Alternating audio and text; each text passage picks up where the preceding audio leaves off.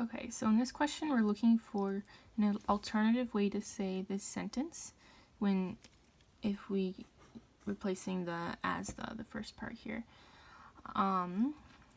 So let's just try all the options and see if the meaning stays the same. So let's replace, while the social distancing time keeps stretching longer, my family goes even crazier inside the house. That is technically correct. Let's replace it with the social distancing time keeps stretching longer, my family goes even crazier inside the house. This is not correct. And the reason, it's something I've been talking about a lot. It has to do with independent versus dependent clauses. So right now, we have as the social distancing time keeps stretching longer. If we stop there where this comma is, that can't be its own sentence. It's dependent on this other phrase here.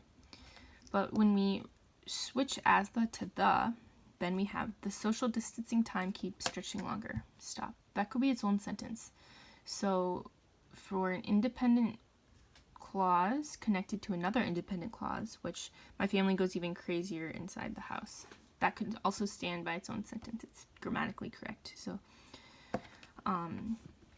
when you have two independent clauses connected by a comma, then that is not correct.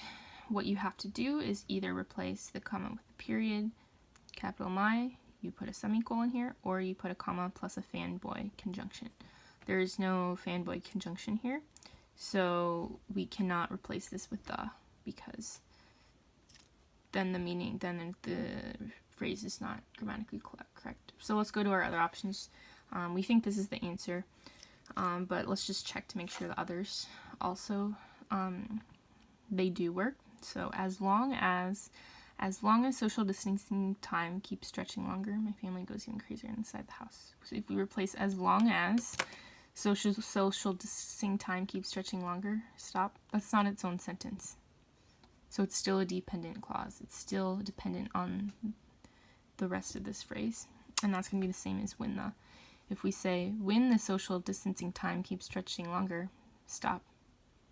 That can't be its own sentence. So it's also a dependent clause, so it's also grammatically correct. So the only one that's not acceptable is the.